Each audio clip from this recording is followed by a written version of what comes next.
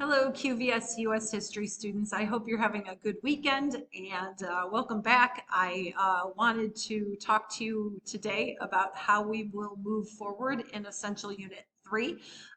It's a quick unit, and that's not to say that there aren't important features of the unit and the time period. It's hugely important.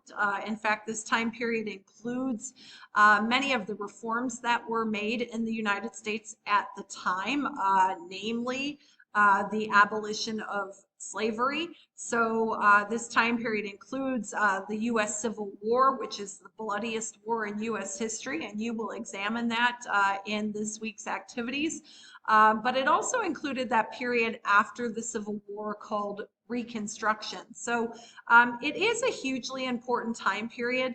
And we will address some of these issues that you are studying within the context of this time period, even into Essential Unit 4 once we complete this unit and you test and master it next week. So let me take you to the course page. Let me talk to you about what you should be doing in the unit this week. And then I'll also even take you to a PowerPoint so that I can show you around the country and talk to you about some of the events that were happening within the context of the period that we are looking at in U.S. history during week 2 of Essential Unit 3. So let's go to the course page and open up Essential Unit 3. So there it is, that last tab that is available to you.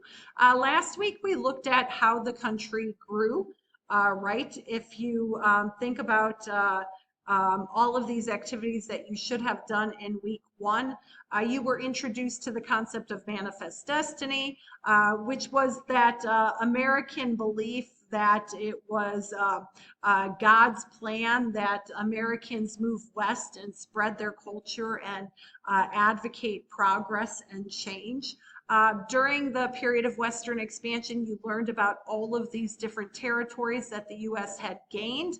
More particularly in the time period that we're looking at from 1825 to 1827, the United States had gained Texas through annexation. They gained the Mexican Cession through conflict. They gained the Gadsden Purchase, this small little piece of land down here in southern New Mexico and Arizona, through negotiation and payment to the government of Mexico. They gained this land up here called Oregon country, which is Idaho, Washington, and Oregon, through a peace treaty with the British. So they gained a significant amount of land in the West. And one of the exercises last week, I wanted you to think about whether or not the manner in which the United States gained that land was justified through war, through peace negotiation, through payment. And then one thing that I hope you learned from last week, as the country expanded territorially, another institution that continued to expand because Congress had continually made compromises over the institution of slavery. So as Texas was added to the Union, Texas became what we called a slave state. As other territories were added to the Union, the debate over whether or not slavery would exist in those territories became ripe. California entered the Union in 1850, and through the Compromise of 1850, California came in as a free state. But abolitionists in the North had to make a lot of compromises in order to make that happen. So those are some of the items that you will study this week in week 2 of Essential Unit 3. The first activity is called A Series of Compromises, and you'll learn about the compromises and conflicts that arose with the expansion of slavery. You'll examine in this activity what the different causes were for the Civil War. The U.S. Civil War took place from 1861 to 1865. It was a very bloody, long conflict. Within the context of Activity 5, you'll take a look at the war, the different stages of the war, some of the challenges for both the North and the South, or the Union and the Confederacy, as they're often referred to. and how those stages of war eventually concluded in 1865. And I might note also with the conclusion of the war, with the assassination of the president, who happened to be Abraham Lincoln at the time.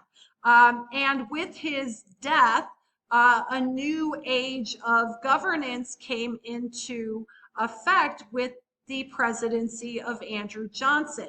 And Andrew Johnson then led the efforts toward what we refer to as Reconstruction in America. So you'll take a look at Reconstruction in Activity 6.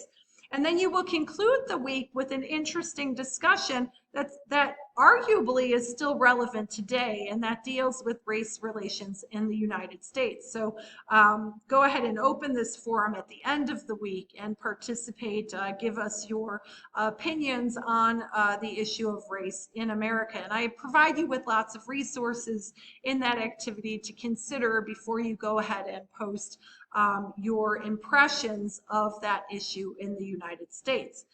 So those are the activities for week 2, activity 3 through 6 with that final forum. But before I kind of set you on your way, let me kind of take you to a PowerPoint presentation so we can discuss some of the items that you will come across in the week that follows. Okay. I want to go back here. I know I already talked about it, but do know that all of the advantages that came with expansion, there were great disadvantages. We don't often consider disadvantages, and we often think that the bigger the country is, the better, the more powerful they are politically. But if you consider the capital of the United States being over here in Washington, D.C., you can understand that as the country expanded further and further west, and as the geographic notion of distance decay set in, the farther from the capital, the harder to govern, especially when we're talking about the 19th century and the world or the countries weren't as connected back then as they are today. That was definitely an issue of unification. I mean, unification was an issue just in this green part of the country because there were divisions, or what's referred to as sectionalism, between the North, what came to be known as the Union, and the South, what came to be known as the Confederacy. And I must point that out too, and I'll kind of go further in this presentation. We talked about the political structure that is Confederacy.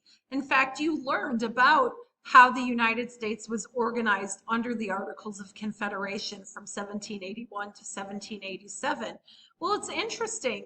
During the U.S. Civil War, when these states that you see here in gray and light gray, when they seceded from the Union, they formed what was called the Confederate States of America, and they adopted a Confederate structure to the organization of their states. Now, some historians would argue that even led to their demise, because one of the greatest challenges that they had in conducting war against the Union was unification and an agreement, which is often a challenge of a confederacy. But in either case, they still formed a Confederate system, which I find very interesting, considering the country at one time was organized under a Confederate model. But going back briefly, before we talk a little bit more about the U.S. Civil War, I want to briefly discuss the extension of slavery in the United States, and you'll be taking a look at two of these maps, at least this week, the Compromise of 1850 and the Kansas-Nebraska Act. We already considered the Missouri Compromises. That was a compromise that was made during the so-called era of good feeling.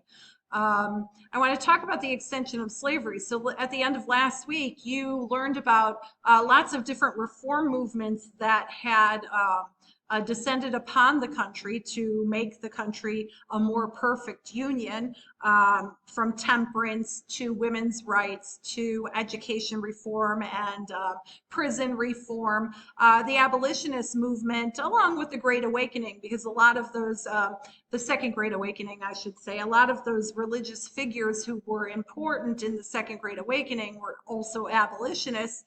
That movement gained the most momentum because it was that movement in particular that eventually brought the country to war as Americans fought the Civil War to end the institution of slavery. However, before the war broke out, there were a series of compromises that were made. You'll learn about the Compromise of 1850. So once the country gained all this land from the victory against Mexico, the question was whether or not they would become free or slave states. And there were 5 parts to this compromise that were made, namely that California would enter as a free state. The negative part of this compromise was that the Northerners would have to enforce a fugitive slave law. And then there were huge conflicts that then came into being, especially in the North, as people were trying to escape the South via the Underground Railroad. That brought us to the next major compromise that was made under the Kansas-Nebraska Act. And one thing you need to know about this act is it negated the Missouri Compromise, because back here in 1820, they said anything north of Missouri thereafter would come into the Union as a free state. Anything to the south would be slave. But you could see from this map right here alone that what the Kansas-Nebraska Act did was it left the issue of slavery and whether or not slavery would be instituted in these territories that would become states up to popular sovereignty through the will of the people. And what that ended up leading to was many civil wars. So like in Kansas, upon statehood, they broke out into conflict over whether or not they would be slave or free. And then that kind of takes me to the Civil War. So in 1861, after the Battle of Fort Sumter, which was the first conflict off the Carolina coast, the country divided, and you can see the division with this red line between the Union. And it's interesting, there were some slave states that remained with the Union, and then the Confederacy. And then what's interesting too about this is how the capital was compromised, because the capital, Washington, D.C., lied right between Maryland and Virginia. So it was a heated war with a lot of conflict. It was very bloody on both sides. We're fighting really a war of attrition, one that dragged on for 4 long years. Eventually, the war ended in 1865 with Lee's surrender at Appomattox Courthouse, and then that brought the country into a period of Reconstruction. So they had to figure out how were they going to reunify the country. And you're going to learn through the context of the lesson on the page that Reconstruction was a heated time period that arguably failed through a political deal that was made in 1877. And we will talk about that more in the next unit. But as these states were being brought back into the Union, there was a disagreement as to how that would happen. And that's actually going to be your A-level activity for Essential Unit 3 and 4. If you were the president at the time, how would you unify the country? What kind of economic and political program would you have created in order to heal the wounds of civil war? Because what I'm telling you here is through the Reconstruction Plan that was put into place, it led to continual conflict. It led to the institution of what we refer to as Jim Crow laws. It led to discrimination and segregation that lasted in the country for another 100 years before the Civil Rights Movement took place. So Reconstruction was a difficult process. It caused for a lot of conflict and harm against African Americans or newly freed slaves in the American South. And what you see by 1877, if you look at this map, the reestablishment of conservative political regimes at the state level in these southern states.